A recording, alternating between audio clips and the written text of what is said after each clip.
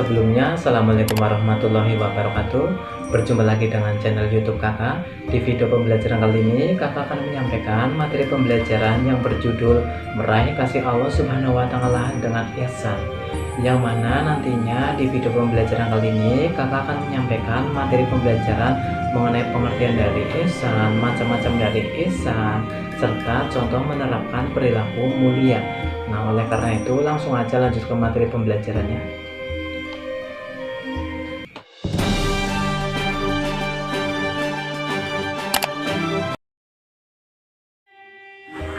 Nah, di video pembelajaran kali ini, Kakak akan menyampaikan materi pembelajaran yang berjudul Meraih Kasih Allah Subhanahu wa Ta'ala dengan Ihsan.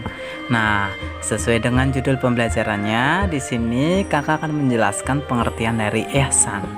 Nah, jadi pengertian dari ihsan menurut bahasa artinya yaitu baik. Nah, sedangkan pengertian ihsan menurut istilah artinya yaitu menyembah Allah Subhanahu wa Ta'ala seolah-olah melihatnya. Dan jika ia tidak mampu membayangkan melihatnya, maka membayangkan bahwa sesungguhnya Allah Subhanahu wa Ta'ala melihat perbuatan kita. Nah, dengan kata lain, pengertian ihsan yaitu beribadah dengan ikhlas, baik yang berupa ibadah khusus maupun ibadah umum.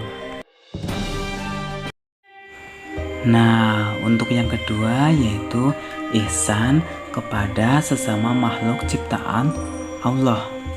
Allah Subhanahu wa Ta'ala berfirman, "Dan berbuat baiklah kepada orang lain sebagaimana Allah Subhanahu wa Ta'ala telah berbuat baik kepadamu, dan janganlah kamu berbuat kerusakan di muka bumi.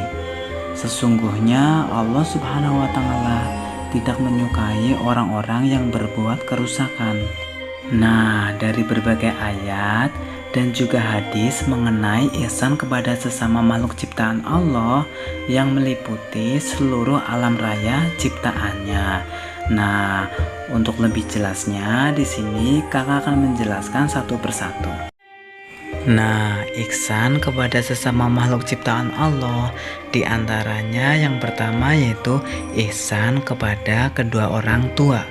Maksudnya berbuat baik kepada kedua orang tua, misalnya dengan cara mengasihi, memelihara, dan juga menjaga mereka dengan sepenuh hati, serta memenuhi semua keinginan mereka selama tidak bertentangan dengan aturan Allah Subhanahu wa Ta'ala. Karena merekalah yang telah mendidik dan juga mengurus semua keperluan anak-anaknya ketika masih lemah. Selain itu juga orang tua yang memberi kasih sayang yang tidak ada tandingannya. Nah, oleh karena itu kita harus berbuat baik dan juga berbakti kepada kedua orang tua kita. Nah, untuk selanjutnya yaitu ihsan kepada qarib. Nah, bahwasanya menjalin hubungan baik dengan qarib adalah bentuk ihsan kepada mereka.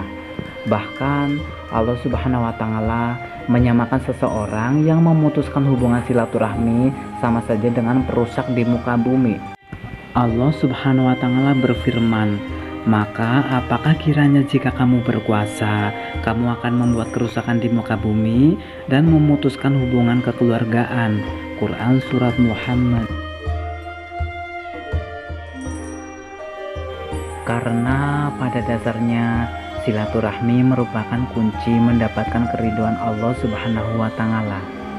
Sebab paling utama terputusnya hubungan seorang hamba dengan Tuhannya yaitu karena terputusnya hubungan silaturahmi. Nah, oleh karena itu kita tetap harus menjaga hubungan tali silaturahmi dan juga menjaga tali persaudaraan kita. Nah, untuk selanjutnya yaitu ihsan kepada fakir miskin. Nah, berbuat baik kepada fakir miskin misalnya dengan memberikan bantuan kepada mereka, terutama pada saat mereka mendapatkan kesulitan. Rasulullah Shallallahu Alaihi Wasallam bersabda, orang-orang yang menolong janda dan orang miskin seperti orang yang berjuang di jalan Allah Subhanahu wa Ta'ala. Nah, oleh karena itu kita tetap harus berbuat baik kepada sesama, terutama kepada orang miskin. Nah, untuk yang terakhir yaitu menerapkan perilaku mulia. Sikap dan perilaku terpuji yang harus dikembangkan terkait dengan ihsan yaitu semua perbuatan baik kepada Allah Subhanahu wa Ta'ala dan kepada sesama makhluk ciptaannya. Misalnya, yang pertama yaitu melakukan ibadah ritual dengan penuh kekhusyuan dan keikhlasan.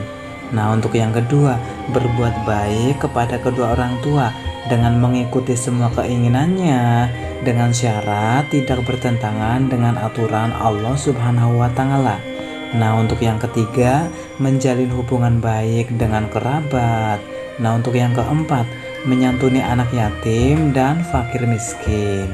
Dan yang terakhir, berbuat baik kepada tetangga.